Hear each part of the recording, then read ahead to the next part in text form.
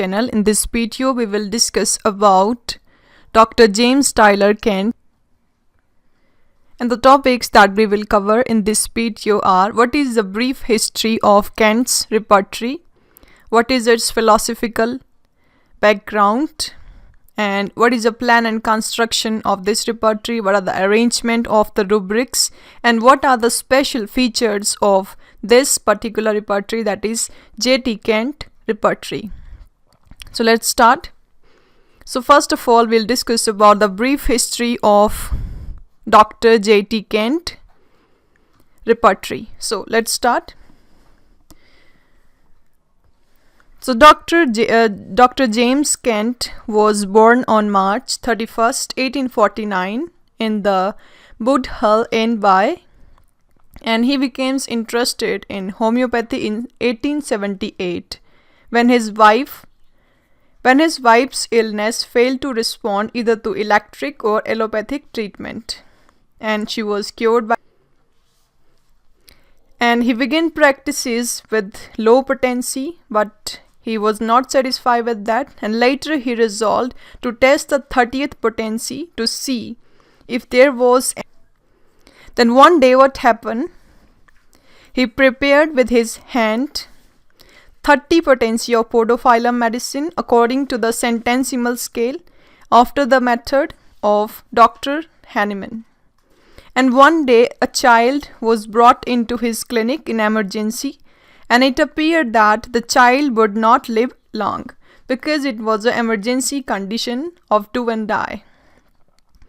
While child lay in the arm of his mother, a thin yellow fecal stool ran all over the carpet, and the odor was like podophyllum stool, horribly offensive, and stool was so copious that marked the remarks that she didn't know from where it. Dr. Kent thought to test podophyllum 30, which was prepared by him for that case. The next morning, miracle happened, and he was very surprised to learn from the grandmother of the child that he was doing well.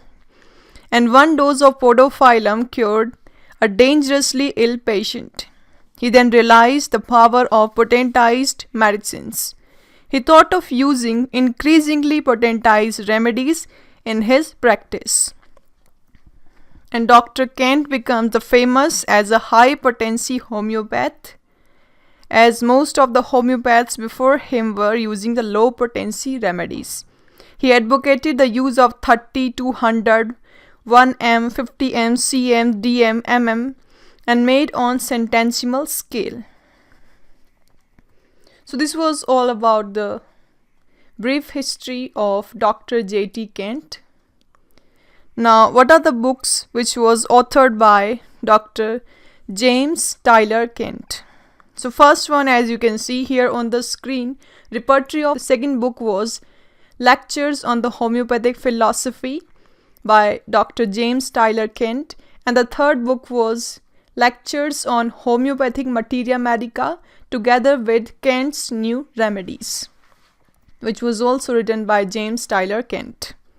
And the another books which was How to Study the Repertory and How to Use the Repertory, and the fifth book was New Remedies, Clinical Cases, Lesser Writing, Aphorisms and Prescriptions.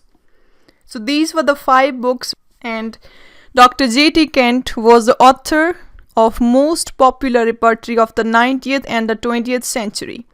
Medicines used in his repertory was 648. He was a great advocate of his use of important generals and individualization in treatment of the patient. And Dr. J.T. Kent used Dr. Lippy's repertory for a number of years until it was not only once but thrice. He noted his own observations and experiences not only on the margins but also in between the lines. He also followed Dr. Jahar's repertory and was placed next in importance history of Dr. J.T. Kent. Now next we will discuss about the philosophical background of Dr. J.T. Kent repertory. So let's talk about it. So Dr. J.T. Kent was not satisfied with the utility of repertories available in his time. He found that logic of homeopathic system of medicine was not properly followed in finding out a simillimum in repertories. He noticed, and Kent repertory is based on the philosophy of deductive logic, which means from general to particular premises in which the general symptoms are given the prime importance. So this is called deductive logic. And generals are dealt with in depth, which are followed by particulars and minute under the chapter mind. Mental generals are given. And in the physical generals are mostly listed under chapters, that is generalities. And both these chapters are full of generalities. These alone can be useful in finding out the similitude. Now next, let's talk about the typography. So basically there is 3 types of typography which was used in Kent repertory. As you can see here on the screen, 3 types of typography, that is bold letters, which was given 3 marks, and italics, secondly it was given 2 marks, and ordinary Romans it was given 1 marks. And if we'll talk about the gradation, so bold letters were given first grade, italics were given 2nd grade, and ordinary Romans were given 3rd grade. So this was all about the typography of Dr. J.T. Kent repertory. And this was all about the philosophical background. Now next we'll talk about the plan and construction. So in Kent's repertory, plan followed throughout is from general to particular premises, as I have already told you, that is deductive logic.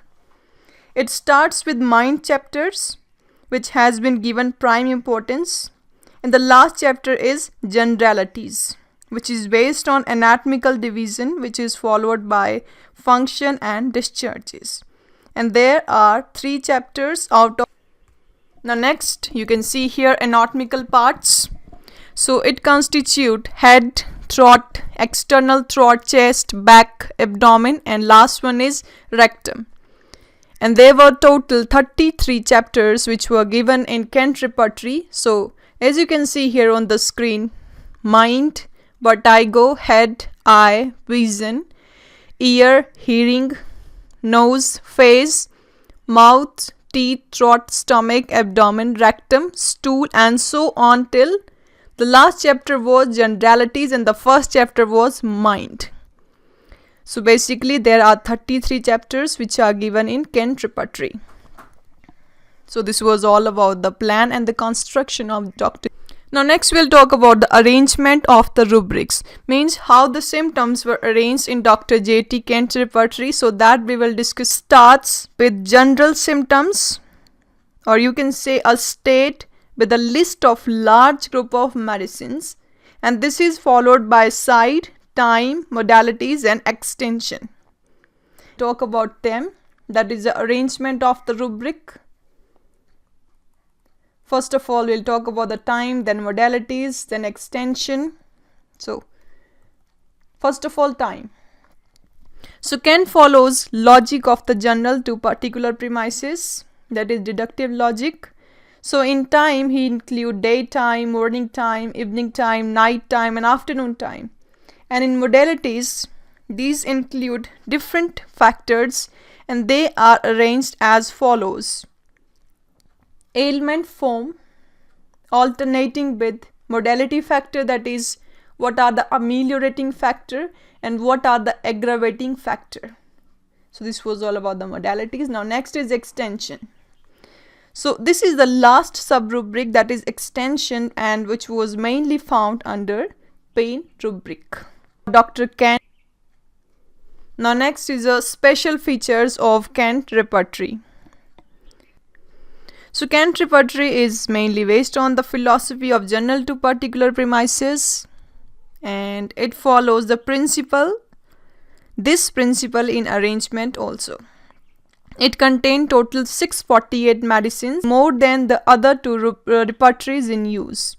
It has 3 gradations, that is 3, 2, 1, which is more practical, unlike 5 gradations of Dr. Boning Hassan. It contains many rubrics and sub-rubrics. It also contains qualified symptoms, which are very helpful in repertorization. Next.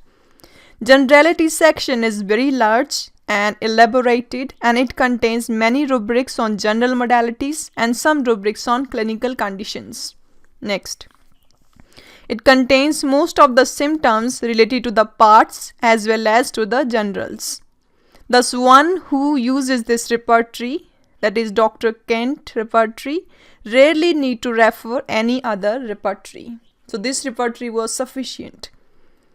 And the sub-rubrics are placed alphabetically according to the arrangement. So these were some special features of Dr. J. video. We have discussed about Dr. J.T. Kent's repertory. Along with that, we have discussed its plan and construction, arrangement of the rubrics, philosophical background, and also the history of Dr. J.T. Kent. So that's all. That's all for today. See you guys in our next video. Till then, stay connected with us for more videos like this. Don't forget to subscribe and comment below. And yes, press the bell icon for more updates. Stay safe and stay healthy. And yes, thanks for watching.